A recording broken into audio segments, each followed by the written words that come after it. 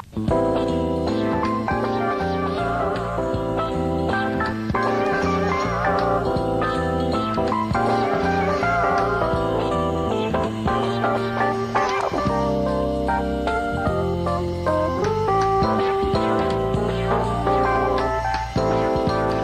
we're very privileged to have one of those persons who is very dynamic, doing nationwide work with the black healthcare, hair care industry.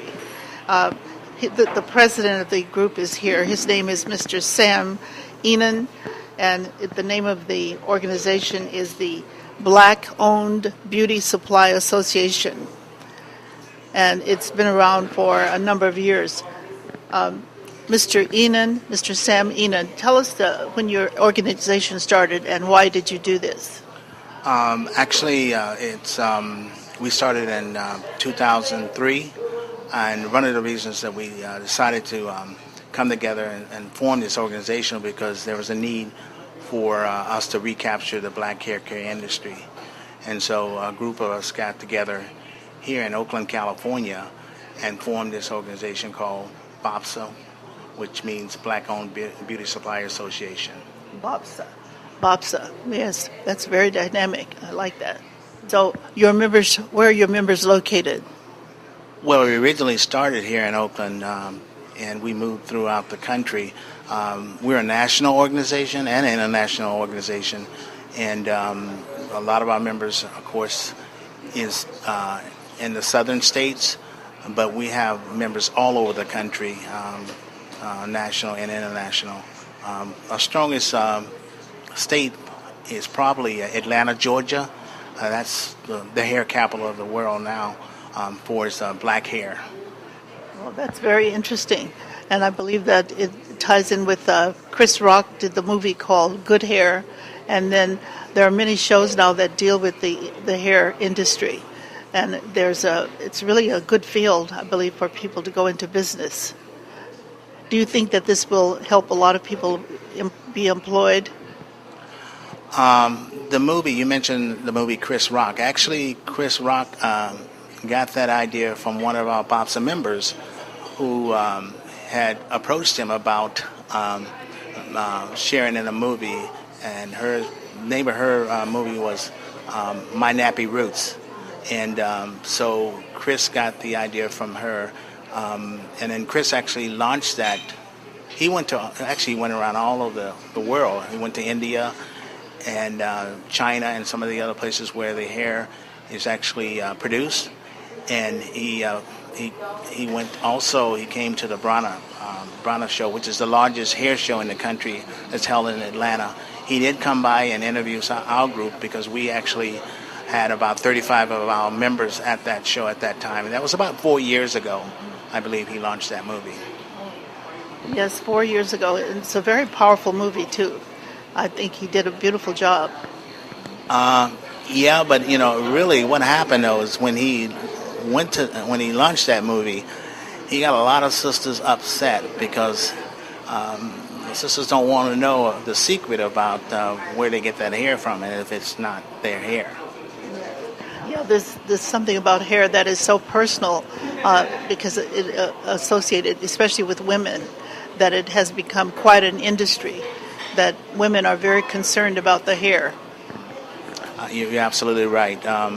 That's why our market is so important to our community, and that's one of the things that Bobs is all about, is connecting the black dots.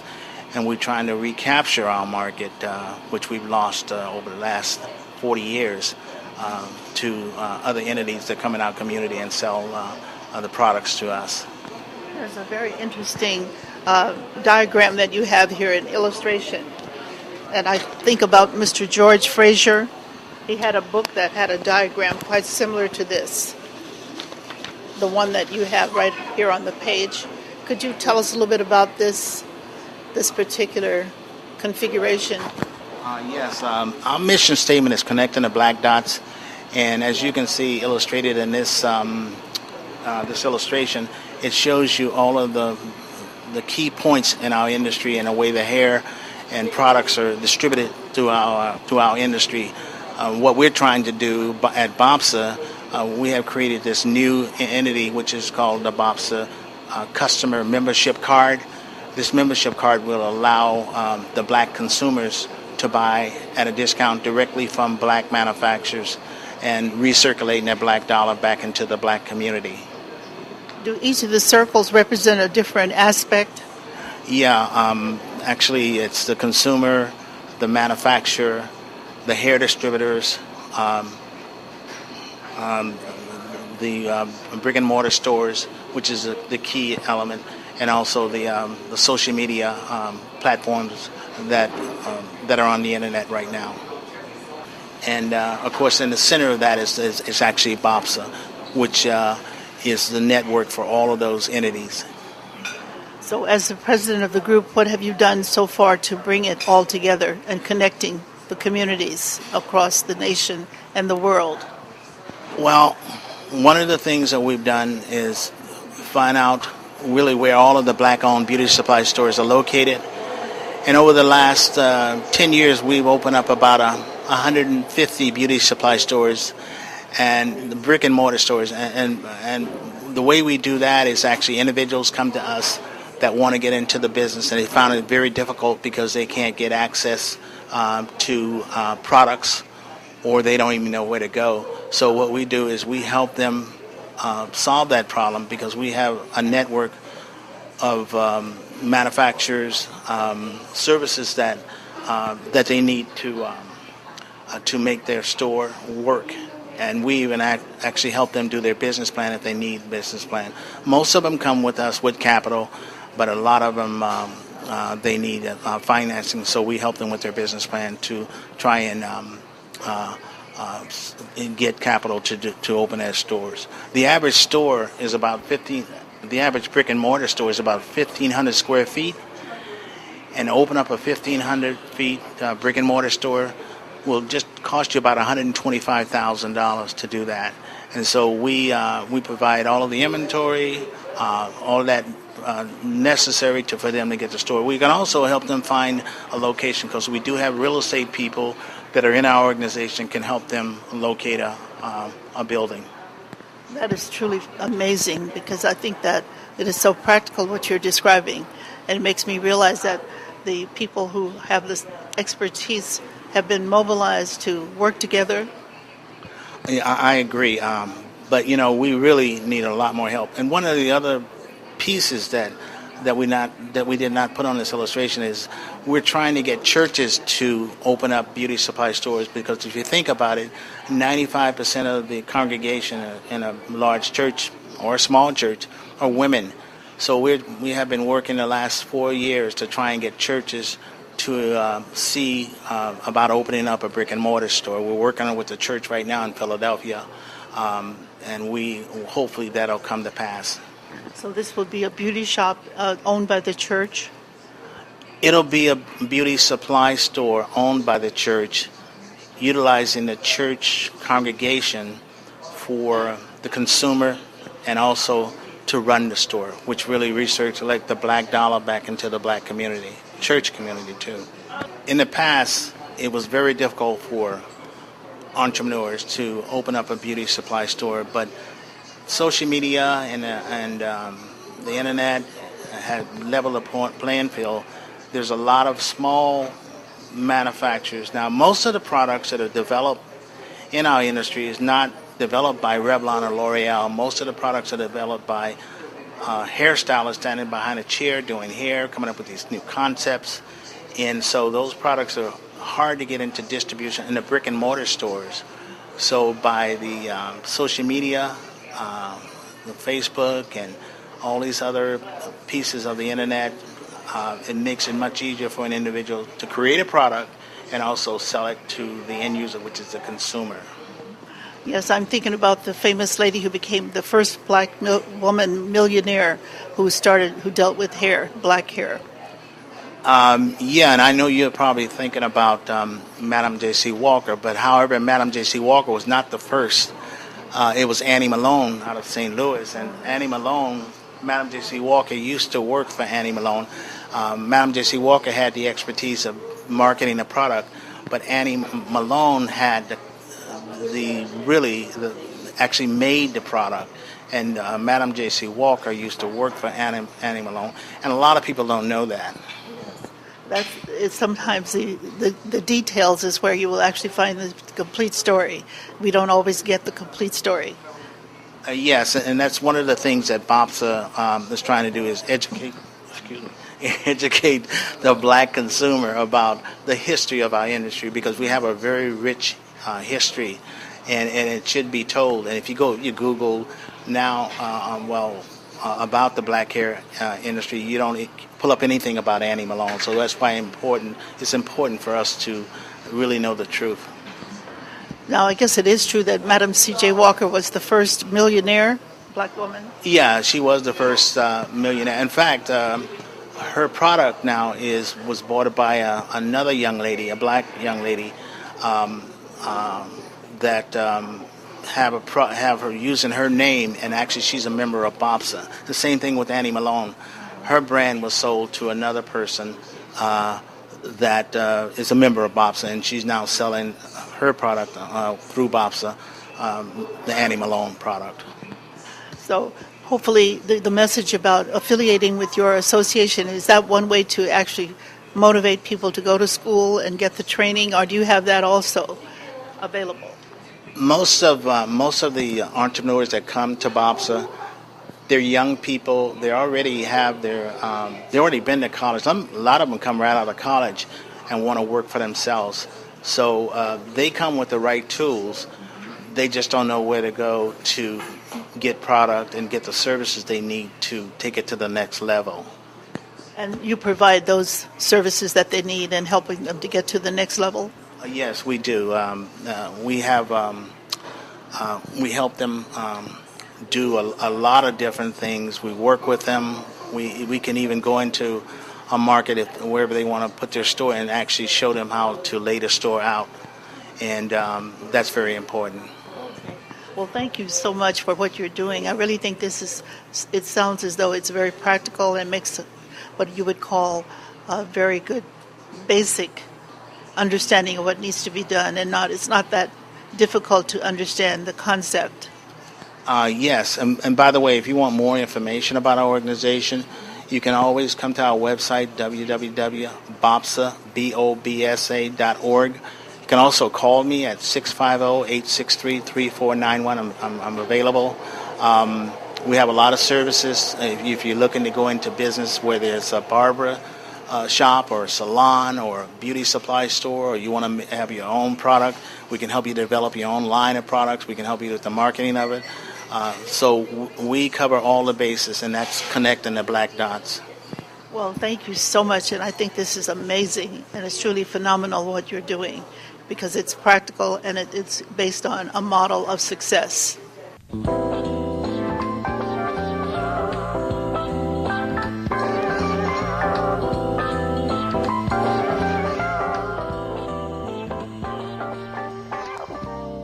We'd love to have you here. Come on down to the bottom of the night. It's kids friendly. It's open up to the public. Come and enjoy the food. It's great. Thank you. Looking forward to seeing you. It is my pleasure to speak with Mr. Duke Pitcher, who is the general manager of Bottom of the Ninth Bar and Grill. This is one of the most unique titles I've ever heard of, a bar and grill. Could you tell us again the name of it and how you came up with the name? Well, yes. The name is Bottom of the Ninth Bar and Grill. We wanted to be not your typical bar and grill, so we thought that a name that would signify sports would be something that we would shoot for. And what better place in Oakland with the Oakland A's doing as well as they have, and also the Giants, to come on the bottom of the ninth. And your TV screens that are around the room, they're all showing a different program. Yes, we have all sports available, from soccer, Olympics, swimming, football, basketball. Any fans that come in, we want you to be able to watch whatever game that you want here at Bottom of the Ninth. Wow, that is truly amazing. So are these DVDs that you're showing? No, they're actually live feeds. So we actually do the NFL package on Sundays. We're working on the NBA League Pass right now. We've shown all the baseball games. So just the various different cable companies and outlets that we use here at Bottom of the Ninth. Okay.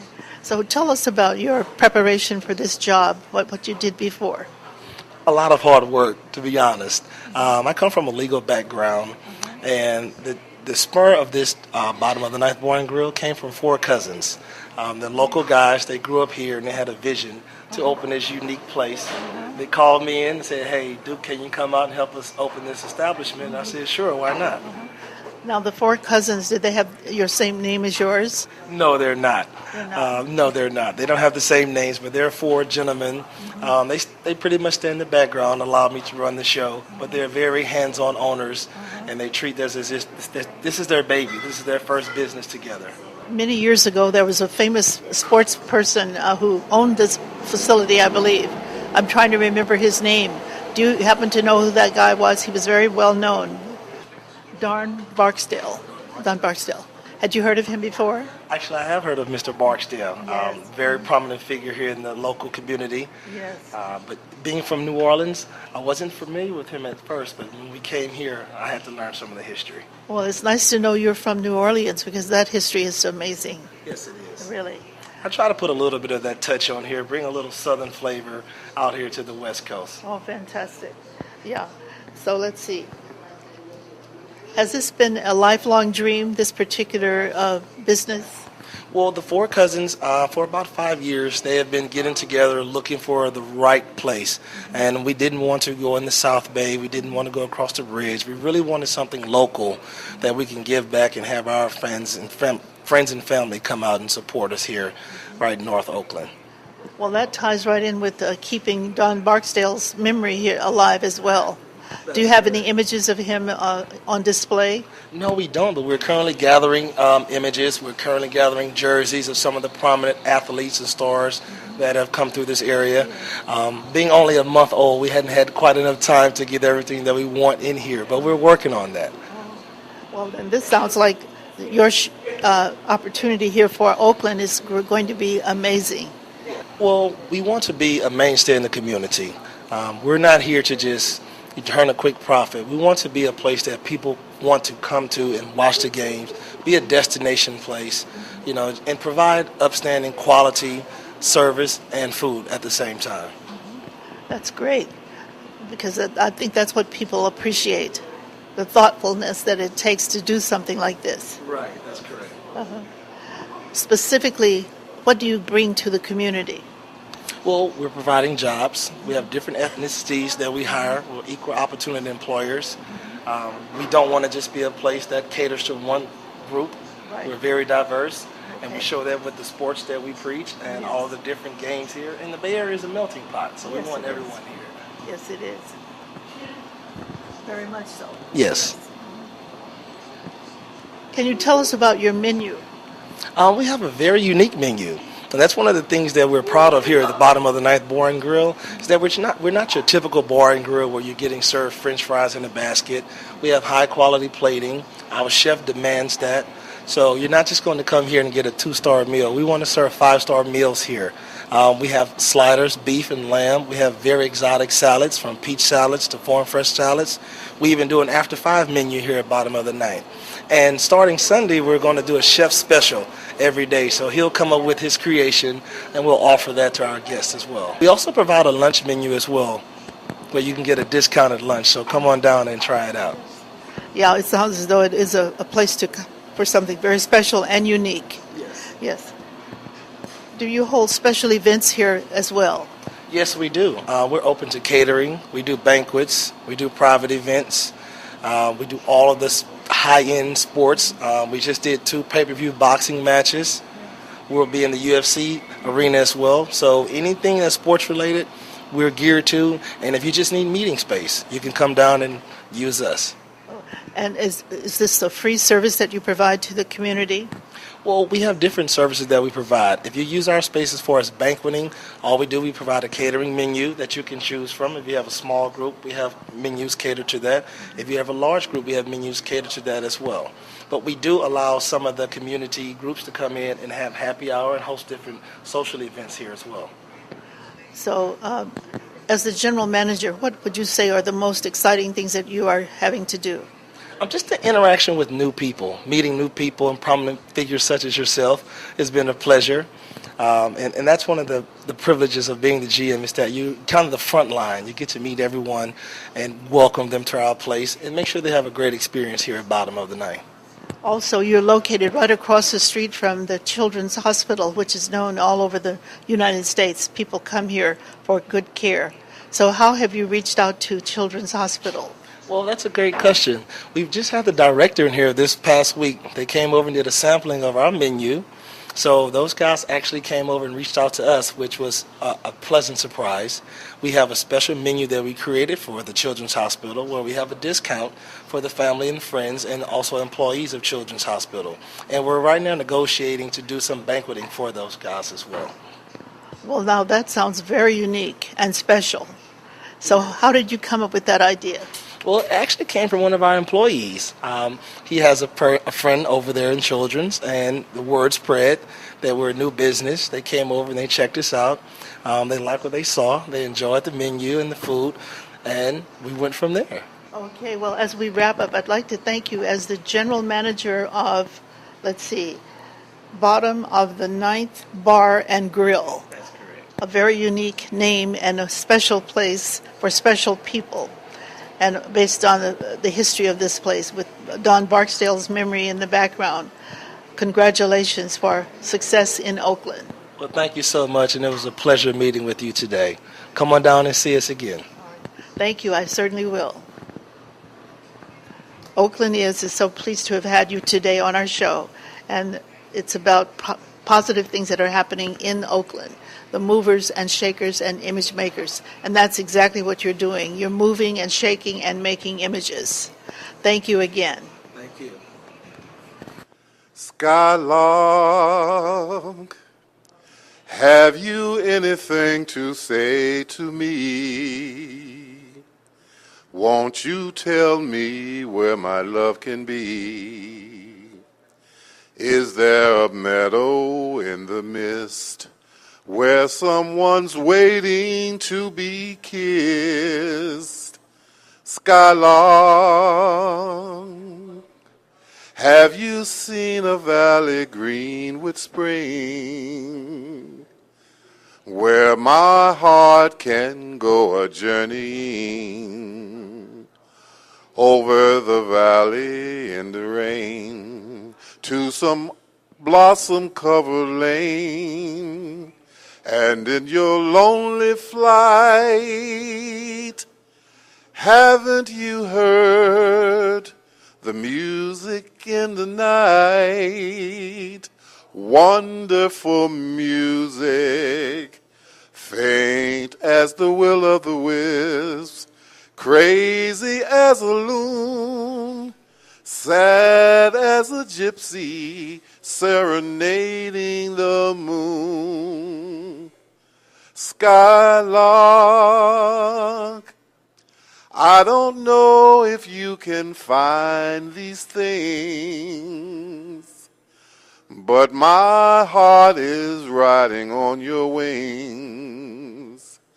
So if you see them anywhere, won't you lead me there?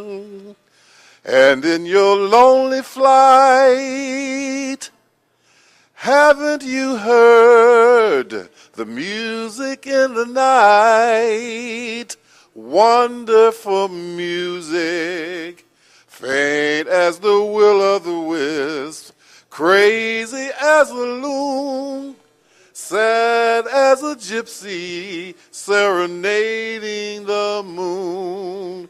Oh, Skylark, I don't know if you can find these things, but my heart is riding on your wings. So if you see them anywhere, won't you leave